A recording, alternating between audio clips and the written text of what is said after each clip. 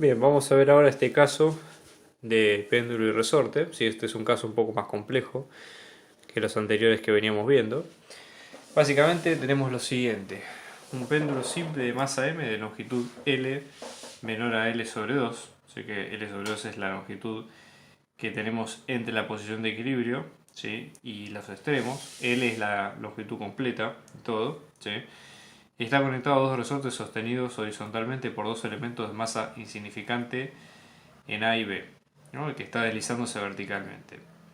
Entonces la constante de cada uno es de K y su longitud natural es de L sobre 2. ¿No? El péndulo puede girar completamente con el ángulo entre 0 y 2π. O sea, puede oscilar, ¿sí?, sin ningún problema entre los dos casos. Entonces, la idea un poco acá es tratar de ver varias cosas, ¿no? Acá se definen algunas constantes, ¿sí?, que estas constantes que ustedes ven aquí, omega cuadrado sobre de g es igual a g sobre L, omega cuadrado de E es 2k sobre m, etcétera, etcétera, van a ir apareciendo a lo largo del ejercicio. Entonces, nada, por las dudas no se adelanten a verlo antes de tiempo. Entonces, en primer lugar, la idea es determinar las posiciones de equilibrio, θ sub 0 y su estabilidad, y después determinar la pulsación omega para un movimiento, digamos, pequeño, ¿sí?, con respecto a la posición de equilibrio estable. Acá lo que se tiene en cuenta es que si el ángulo θ es 0, ¿sí?, 0 acá se mide el ángulo θ como ustedes lo ven a partir de la vertical, ¿sí? Para θ es mucho menor que 1, seno se puede aproximar como θ y coseno como 1. ¿Sí? Pequeñas oscilaciones donde es válido esto, ¿no? Entonces, podemos pensar en términos de, lo primero que hacemos es tratar de pensar en términos de un diagrama cuerpo libre para la masa, ¿sí?, en esta cuestión. Es decir, nosotros en este caso supongamos que tomamos a la masa en una posición de referencia como la que vemos hasta ahora, ¿no? O sea, vamos a tomar en cuenta que tiene, por ejemplo, supongamos esto es más y esto es más x.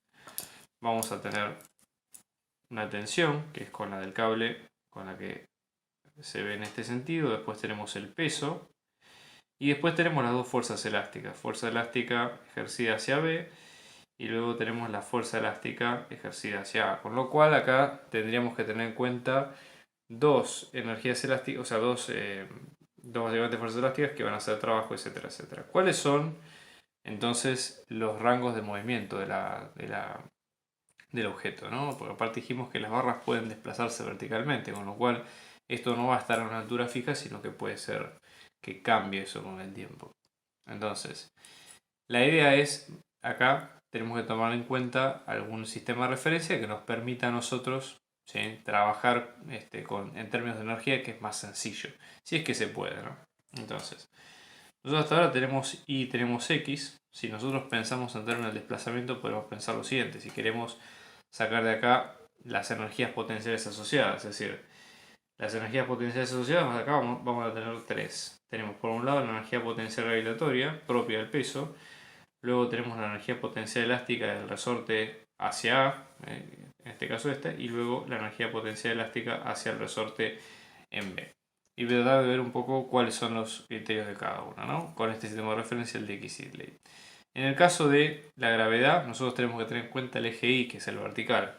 Entonces, la gravedad, si hay un desplazamiento, nosotros podemos pensarlo en términos de esto, ¿no? Entonces, una forma, por ejemplo, es decir, bueno, nosotros ya que vemos este triángulo rectángulo, ¿sí?, vamos a tener esta altura, ¿sí?, h, y este desplazamiento, llamémosle una longitud L', por ejemplo.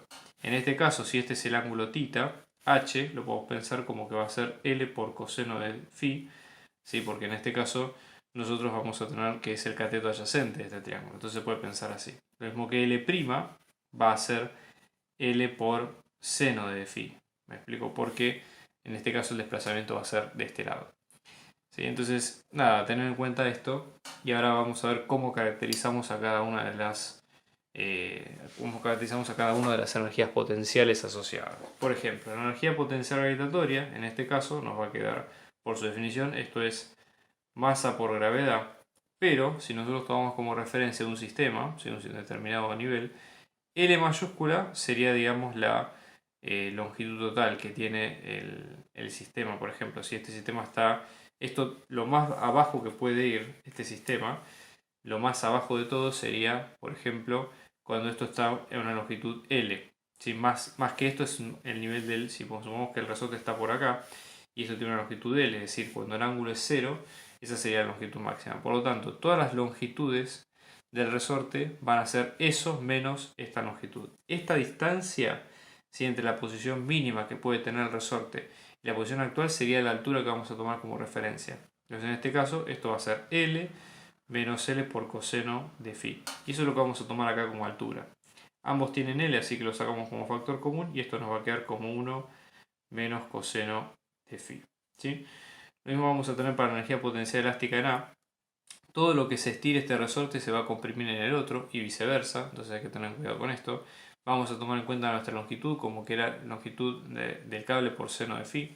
Entonces en este caso esto nos va a quedar simplemente como la definición que habíamos dicho que era 1 medio, ¿sí?, en este caso por la constante, ¿sí?, y la longitud en este caso iba a ser L por seno de phi, todo esto al cuadrado, y en este caso lo mismo, pero la única diferencia es que la longitud es al revés, ¿sí? Es decir, en este caso va a ser menos L seno de phi al cuadrado. Acá lo bueno que tenemos es que el cuadrado va a eliminar el problema del signo, así que no va a representar un problema para nosotros por ahora, ¿sí?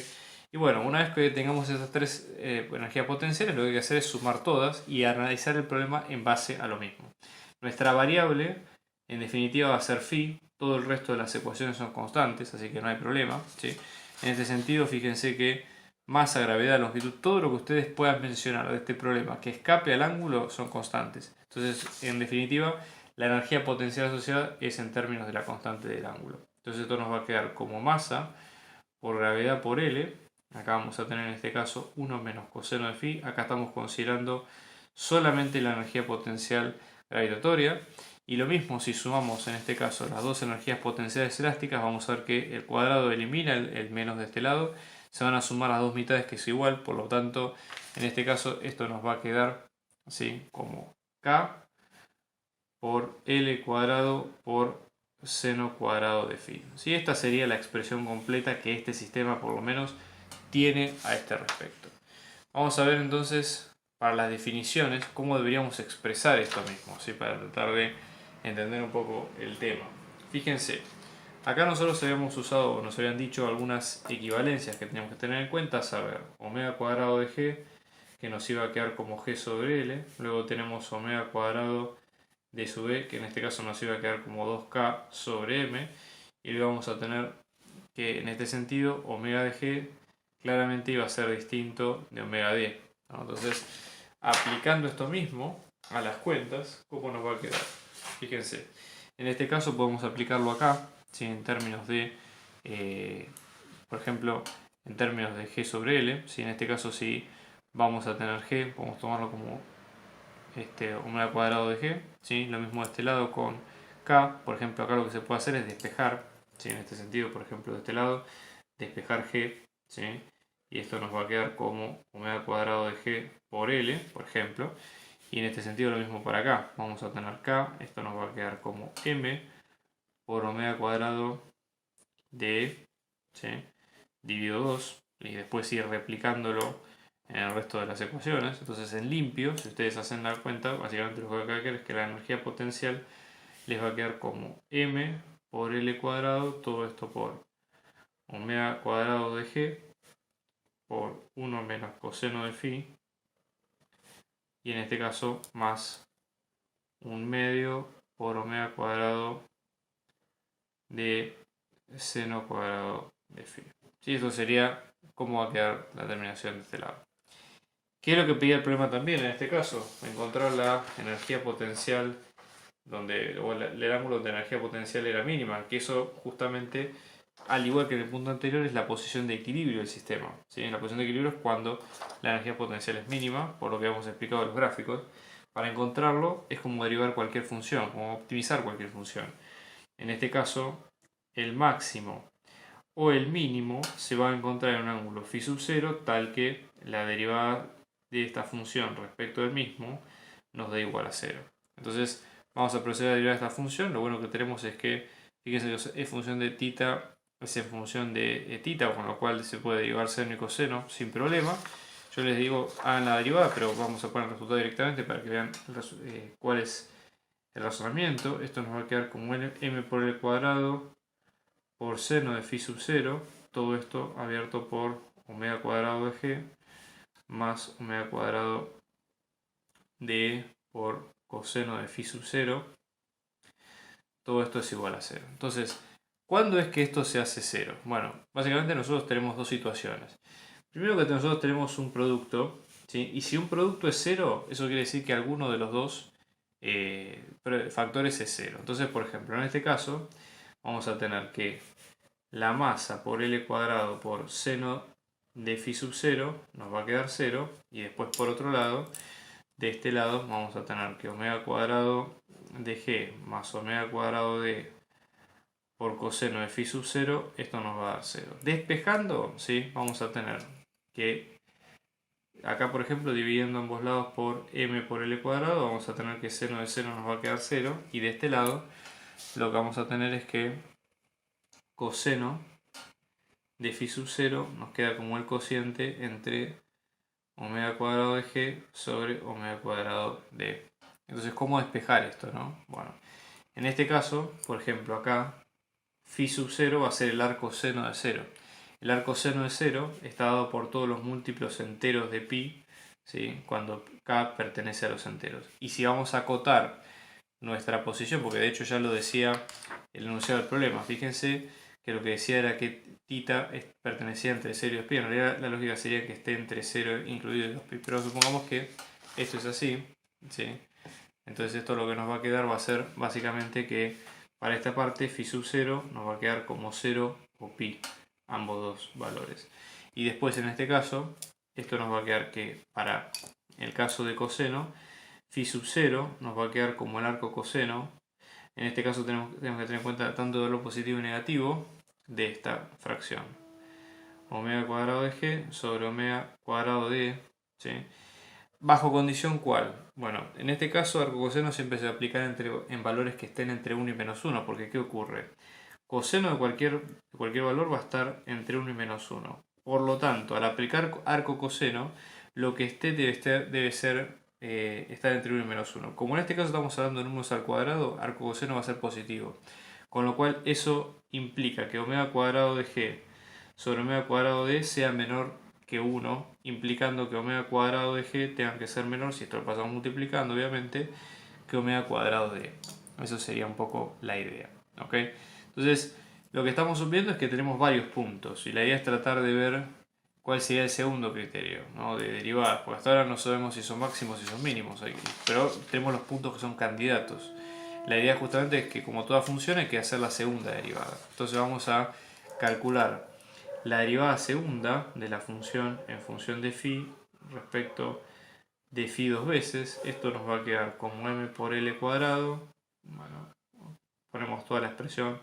Ya les digo, esto en realidad tiene sentido mostrar directamente porque básicamente son cuentas mecánicas hasta este punto y no agregan demasiado valor al problema, por eso no lo mostramos tanto. Pero nada, si ustedes pueden, háganlo completo porque va a servir como un buen ejercicio para que hagan las derivadas. ¿Qué tenemos que hacer ahora a esta derivada segunda? Reemplazarlo por cada uno de los números y fijarnos cuál es positivo, cuál es negativo, etcétera, etcétera, ¿no? Entonces en este caso vamos a tener, por ejemplo, habíamos dicho que nuestros candidatos, ¿sí? Potenciales, nosotros acá vamos a poner el phi sub 0, ¿sí? En cuanto a lo que habíamos dicho antes, y acá vamos a poner la derivada segunda de esta función, ¿sí? Respecto de phi sub 0 con toda esta fórmula, la que ustedes ven acá arriba, ¿sí? Y vamos a ver qué nos había quedado en el punto anterior. No sé, teníamos tres candidatos en este caso, que phi sub 0 podía ser 0, podía ser pi o podía ser esta expresión, con lo cual en este caso tenemos para phi sub 0 tenemos 0, tenemos pi y después tenemos más menos arco coseno de omega cuadrado de g sobre omega cuadrado de e, ¿sí? Y viendo cada uno de los casos vamos a tener las siguientes expresiones. Si ustedes reemplazan, van a tener las siguientes expresiones. En primer lugar, van a tener, reemplazando 0 acá adentro, ¿sí? En coseno de 0, acá y acá, y pasando en limpio la expresión, van a llegar a lo siguiente. Cuando reemplazamos todos los datos, fíjense, nosotros vamos a tener, si en caso de que el ángulo sea 0, ¿sí? Vamos a tener esta suma, esta multiplicación, perdón, m por l cuadrado por la suma de los cuadrados de omega de g y omega d.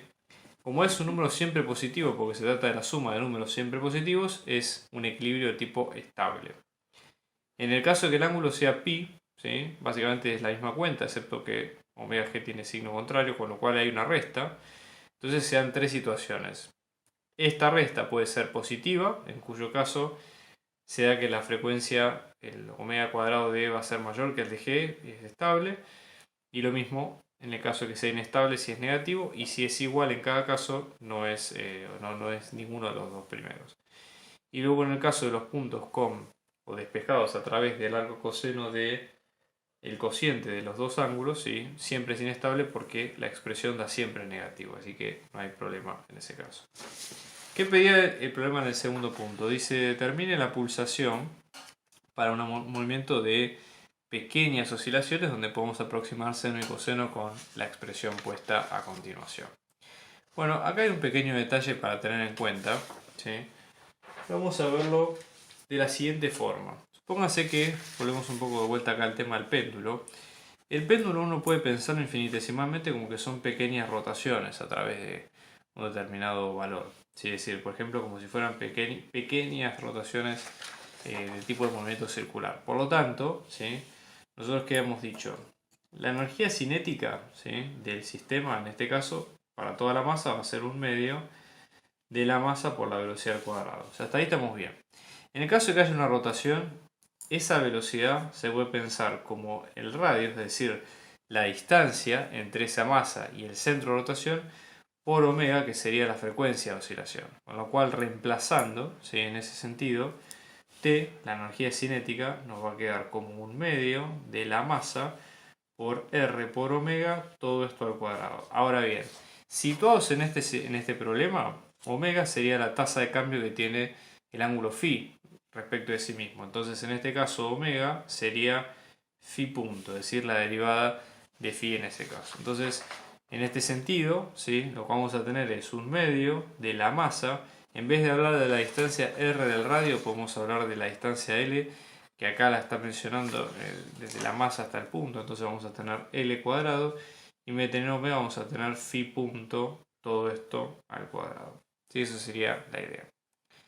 ¿Qué es lo que ocurre? También este sistema, como ya habíamos visto, habíamos hablado de que la energía era constante. O sea, estamos tanto en términos de cinética como en términos de potencial. Con lo cual, si la energía mecánica, que en este caso va a ser la energía cinética más la energía potencial total, ¿sí? Que es la suma de las gravitatorias más las dos elásticas, en este caso nos iba a quedar constante, eso implica que una función constante, su derivada, ¿sí? Sea cero. ¿Respecto de quién podemos tomar la derivada? Bueno, respecto del tiempo, sí, que no cambia respecto del tiempo. Fíjense que las funciones que vamos a ver a continuación son respecto al tiempo, no hay problema. Entonces, esta energía potencial total es la que ya calculamos en los otros puntos, ¿sí? Por las dudas vamos a ponerla nuevamente, digo porque hay que hacer todas las cuentas, ¿ok? Y tratar de entender de dónde sale el tema, ¿no? Pero en este caso, nuestra energía potencial de tener esta expresión, vamos a derivarla respecto al tiempo. Vamos a ver cuánto nos da en cada caso. Entonces, la derivada de la energía mecánica total respecto al tiempo nos va a dar la derivada de la energía cinética respecto al tiempo, más la derivada de la energía potencial total respecto al tiempo, que esto nos va a dar 0. Esta derivada es derivar esto mismo, ¿sí? Y si lo derivamos vamos a tener que usar la regla de la cadena. En este caso vamos a tener un medio de la masa por L cuadrado, va a bajar el 2 multiplicando por phi punto a la 1 por su derivada, dos veces, ¿ok? Y acá, para derivar la energía potencial hay que retrotraerse a la ecuación anterior. En este caso esto nos va a quedar como masa por L cuadrado por seno de phi, ¿sí? En este caso por omega cuadrado de g más omega cuadrado de coseno de phi, ¿sí? Y todo esto igualarlo a 0, ¿de acuerdo? ¿Qué es lo que habíamos dicho nosotros al principio? Que podíamos aproximar, o por lo menos lo que yo dice que es para pequeñas oscilaciones, se puede aproximar como seno a phi y coseno de phi a 1. Entonces en este caso, esto lo vamos a aproximar como que phi y esto lo vamos a aproximar como que es 1. Ya les digo, es el rango de validez para ciertos ángulos. Entonces, En limpio, ¿sí? Lo que nos va a quedar es una ecuación diferencial de segundo orden, ¿ok? En este caso nos va a quedar, en limpio nos va a quedar phi, 2 puntos, más. De acá, esto nos va a quedar como omega cuadrado de g, más omega cuadrado de todo esto por phi, es igual a 0. Recuerden que acá lo que hicimos fue, acá cancelamos los dos, el 2 con 1,5, masa por longitud al cuadrado sale multiplicando por fuera, ¿ok? Y también factor común tenemos en este caso a tita punto, ¿sí? En este caso por considerar a lo siguiente, ¿no? Entonces, en ese sentido, ¿sí? Esto es igual a 0 cuando las oscilaciones, para que esto ocurra, ¿sí? Que estamos hablando en ese caso como digamos la solución de este sistema, eso va a ocurrir siempre y cuando el omega, en este caso, nos quede como la raíz de omega cuadrado por g más omega cuadrado por e. O sea, este omega sale de encontrar la solución de este phi, ¿sí? Que es de esta ecuación que ustedes ven acá, e integrándola respectivamente. Eso sería la solución del problema.